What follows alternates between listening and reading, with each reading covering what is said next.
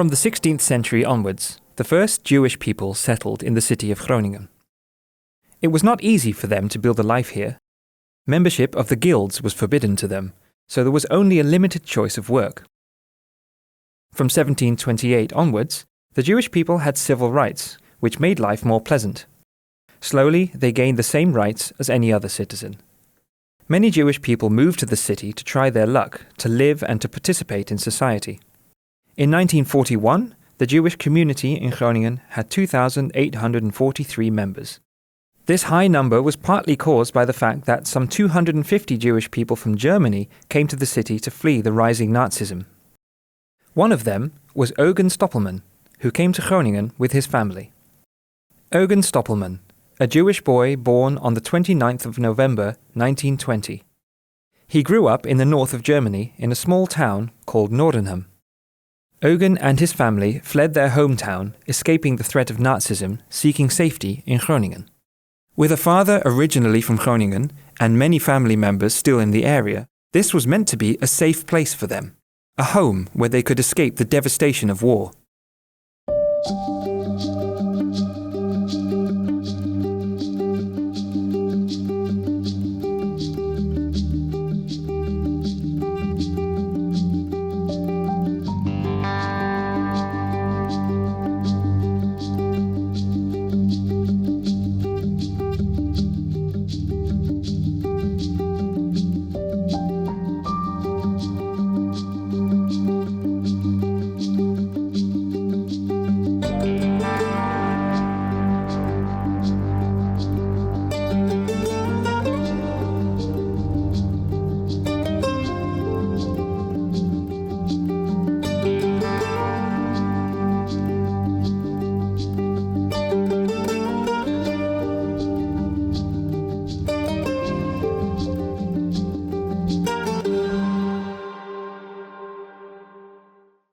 Holocaust survivor Simon Gronowski, a 93-year-old Belgian man living in Brussels, shares his story to illustrate the conditions that Eugen, Simon and millions of other Jewish people faced during the Holocaust. Le 10 mai 1940, 1940, Hitler heeft Nederland, Frankrijk en België aangevallen.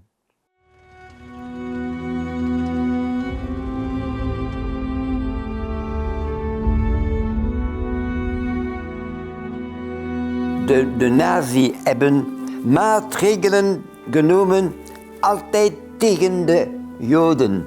Op een zekere ogenblik plicht een gele ster te dragen.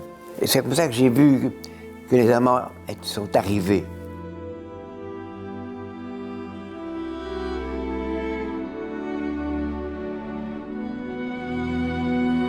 The German invasion brought the Nazi regime into power, which forced Eugen and so many other Jewish people out of their homes, making them leave everything behind. By the spring of 1942, Eugen, his brother and his father found themselves in labor camp De Vledder. Day after day, he worked the fields under grueling conditions, with little relief from the physical and emotional strain. After a few months, the Stoppelman family was reunited. While they were back together, they were all prisoners now, this time at Kamp Westerbork. To the outside world, it seemed like an ordinary labor camp. There was a school, a hospital, and even a factory for daily work. There were sports competitions and cultural activities that gave the impression of normal life. But beneath that carefully constructed illusion was a much harsher reality. When Eugen and his family were registered at Westerbork in October 1942, they arrived during one of the camp's busiest and most chaotic periods. We weten bijvoorbeeld dat oktober 1942 een hele drukke periode is geweest. In 1 weekend kwamen er meer dan 14.000 mensen bij in dit kamp. En daar zijn ook wel verhalen bekend van dat mensen buiten lagen te slapen, of op de vloer van een barak, en soms inderdaad bedden delen. En altijd dus heel veel mensen om je heen. Dat lees je in bijna alle verslagen van mensen die het zelf hebben overleefd. Dat je hier nooit alleen was. Deportations from Westerbork had become a grim routine. Trains left the camp twice a week, packed with men, women and children. Er komt iemand binnen, een barakaudste, zelf ook gevangene, die heeft de lijst gekregen. En daarop staan in alfabetische volgorde alle namen van de mensen die weg moeten. En die wordt dan voorgelezen, vaak als de mensen al 's avonds in bed liggen. En dat is toch het moment waar iedereen met angst en met spanning naar uitkijkt. Wat is jouw naam erbij? Wordt je naam niet opgenoemd, dan is dat een opluchting. Je mag weer wat langer in Westerbork blijven. En wordt je naam wel opgenoemd, ja, dan ga je de volgende dag naar het onbekende. After just 3 brief days in Camp Westerbork, the Stoppelman family heard their names spoken coldly as they too were summoned for transport. Et le 19 avril, on a été mis dans le wagon à bestiaux. Dans le wagon, c'était un noir total. Il n'y avait pas de lumière. Dans ce wagon, je ne comprenais rien. J'avais 11 ans. Hein. J'étais encore dans l'univers des scouts. Mais tout le monde croyait qu'il partait pour travailler. Je ne savais pas que j'avais été condamné à mort et que ce train devait me conduire sur les lieux de mon exécution. The journey lasted 3 long days and nights across Germany. The only sounds were the cries of children and the groans of the elderly. Food was scarce and water was fought for during brief, chaotic stops where only the fortunate few managed to drink. At Kosel, the first selection took place.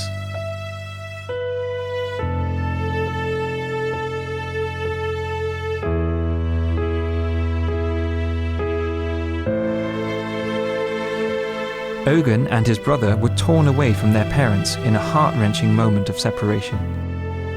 They watched helplessly as their parents vanished into the distance, knowing they would never see them again.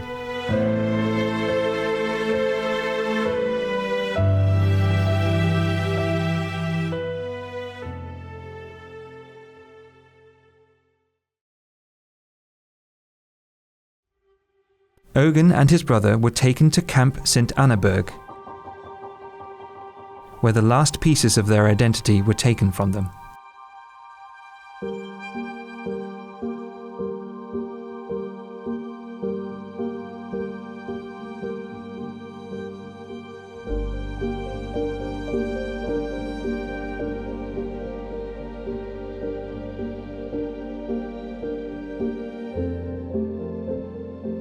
After a short time in St. Annaberg, the brothers Stoppelman were transported to Blechhammer, a work camp under the command of the Schmelt Company. In the camp, prisoners worked under brutal conditions on the Baustelle, performing hard labor in groups of 15, watched by violent guards. The relentless labor, combined with the severe lack of nutrition in the camps, forced Eugen and his brother to organize for survival, smuggling, bartering and crafting to secure what they needed. When his brother was caught with 50 marks used to buy bread, he endured brutal punishments but never confessed.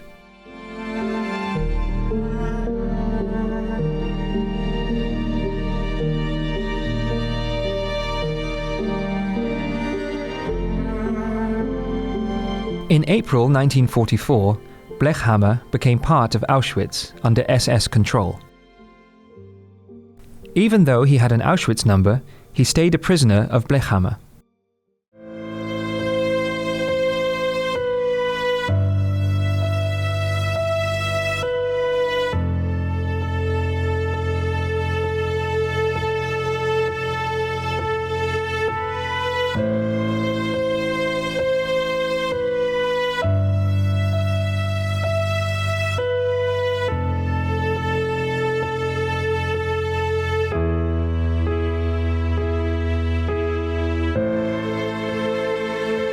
because prisons in occupied Poland were quickly overcrowded, the Nazis made the decision to open concentration camps.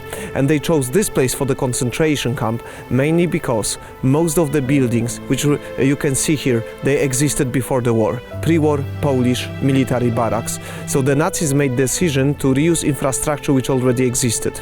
The idea was to open very small concentration camp for Polish political prisoners, and the whole idea later changed. Auschwitz became the biggest complex of concentration camps in Europe and the biggest death camp, the biggest center of mass extermination of Jews. Auschwitz I, a camp with 20 brick blocks that once held 24,000 prisoners.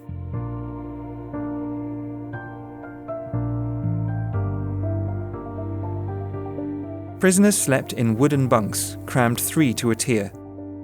Around 300 people were packed into each room, meaning 1,200 lived in a single block. There was no comfort, no space, and no privacy.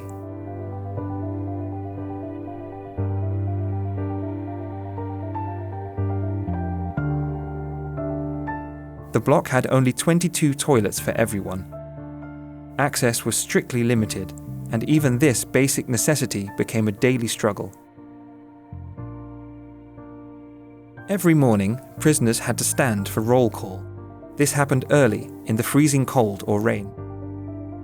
They stood for hours, unable to move, fearing the harsh punishment that came for the smallest mistake. Stoppelman faced the same torment in Blechhammer, often at 4 a.m. Survival in Auschwitz I meant being able to work. Labor was constant and brutal. For those who became too weak, there was no mercy. If you couldn't work, you died. Here, approximately 70,000 prisoners lost their lives to starvation, disease, or execution.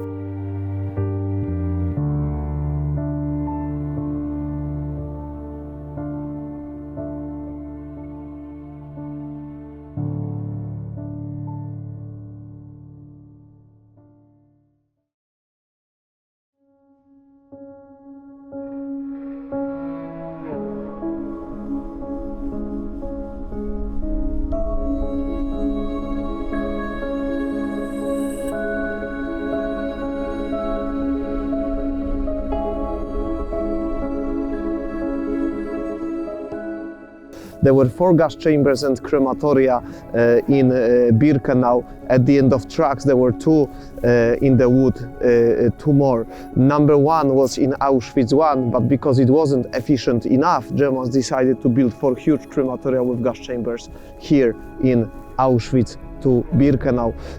Victims were transferred from ghettos and transit camps, and here families were separated. It was the last time when people saw their family members. We are standing on the ramp on a selection place in Birkenau. It's a very important historical place. This ramp was built especially for deportation of the Jews to the gas chambers.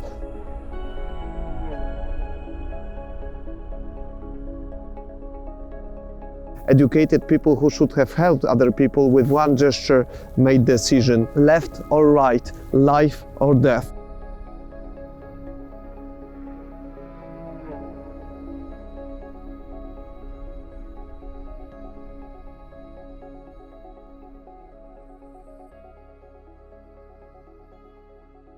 We are standing by the ruins of crematorium number 5 because crematorium and the gas chamber number 1 in Auschwitz wasn't efficient enough, and the Nazis wanted to extend mass extermination of the Jews in Auschwitz. They decided to build 4 big crematoria with gas chambers here in Birkenau. After selection, victims were forced to walk from the ramp, the strongest, to the registration buildings. Most of the Jews, 75–80%, were forced to walk to the gas chambers. In the gas chamber number 2 on the other side of the camp, its surface was 210 square meters. The commandant of Auschwitz testified that it was possible to kill at the same time at least 1,500 people, 1,500 people.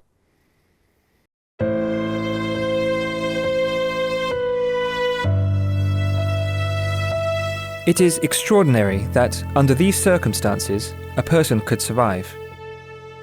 Eugen and his brother relied on each other to make it this far.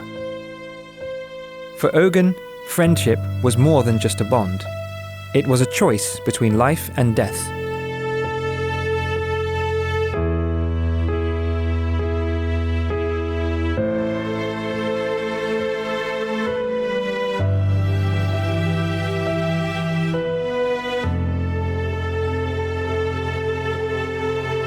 January 19th, 1945. As the Russians advanced from the east, the SS were forced to retreat westward, taking all the prisoners with them, including the Stoppelman brothers.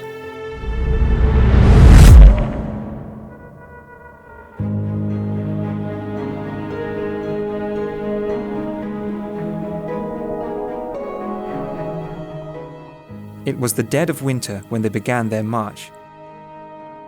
The journey ahead was relentless, 200 kilometers on foot. They started as 3,500 men. By the end, only 1,000 remained.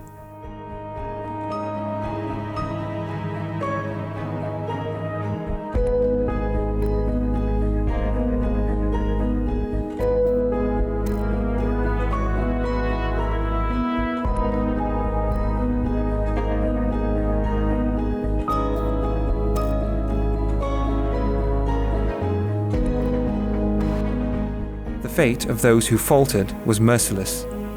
Anyone unable to continue was executed on the spot.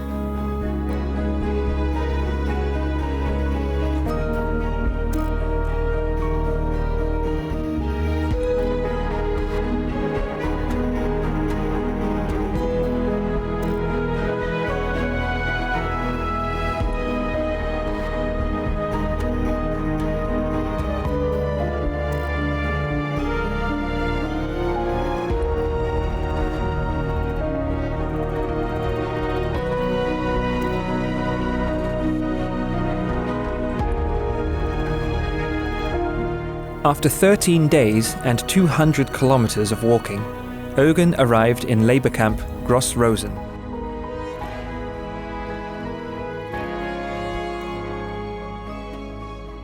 Eugen saw healthy people being beaten to death with clubs by capos for no reason. The only hope there was to either leave that place or die quickly. For Eugen, Gross Rosen was the worst camp of all. After nearly 2 weeks in Gross Rosen, Eugen, Emil and their fellow prisoners were put on a train to Buchenwald, their 7th camp. After surviving another camp for 2 weeks, the brothers Stoppelman had to face a second death march. Eugen often collapsed into unconsciousness, but his friends picked him up each time. Otherwise, he would have been shot. During this march, Emil suffered a frozen left foot. He forced himself to keep moving, dragging his injured leg step by step. Emil, now stricken with fever, could go no further.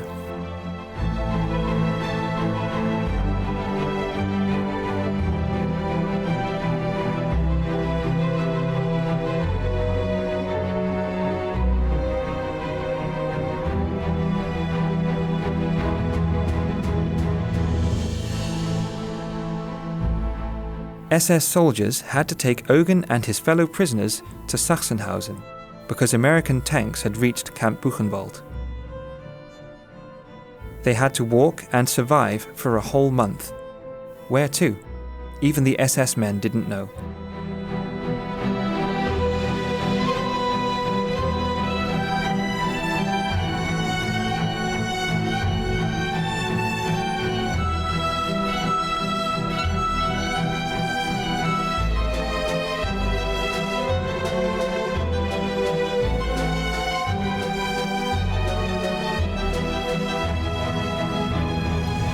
One fateful night, as Stoppelman and the others lay in a forest, they were abruptly awakened by the thunder of artillery fire. By morning, when they looked around, there was no sign of their guards. The so-called esteemed SS officers had fled, abandoning them entirely.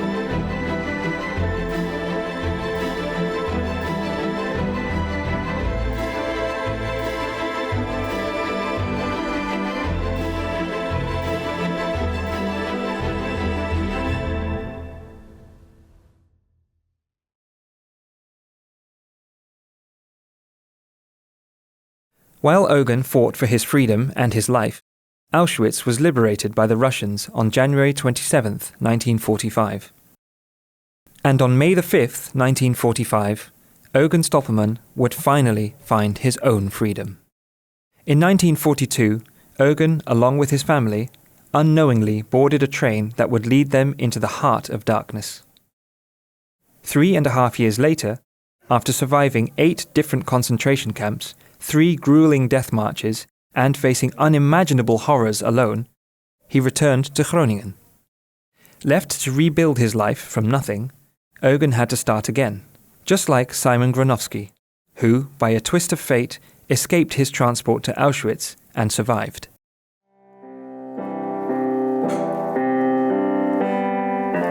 Avec l'impression que les hommes de mon wagon, encouragés par le bruit de l'attaque, essayaient d'ouvrir la porte de l'intérieur. Alors, à un certain moment, ma mère me réveille. Le train roule, mais la porte est ouverte.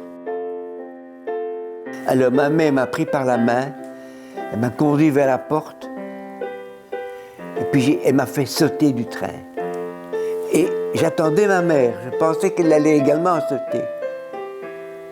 Et j'entendais les gardiens qui venaient de l'avant dans ma direction en tirant des coups de feu et en hurlant en allemand. Mais je pensais qu'elle me suivrait. Mais moi, j'ai couru. Toute la nuit, j'ai couru dans les bois et les champs.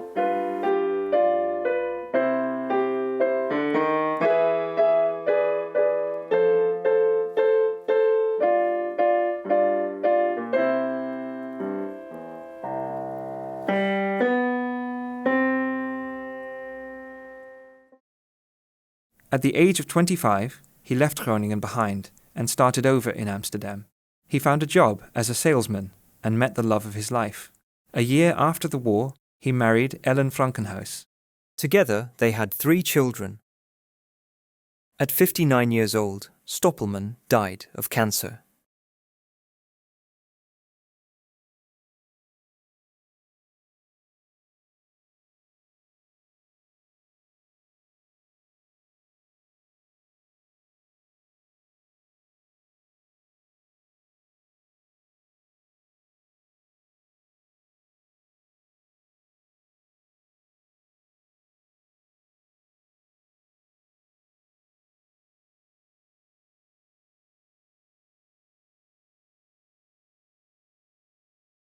Du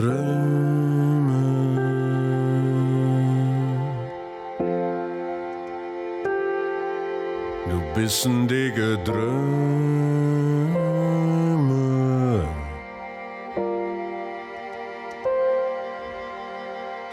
Die leven, dat is hier en nou.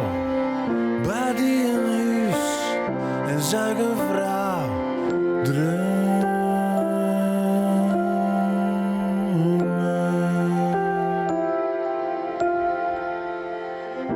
Dit vlakke land is nou die land.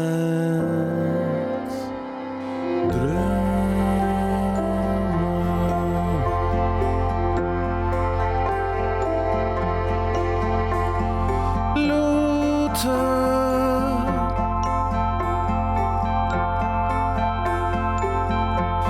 Hij staat hier over Luther.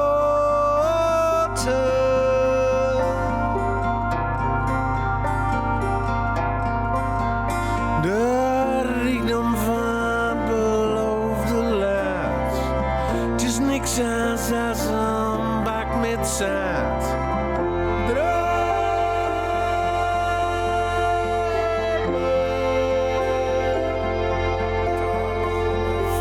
Touw naar voet.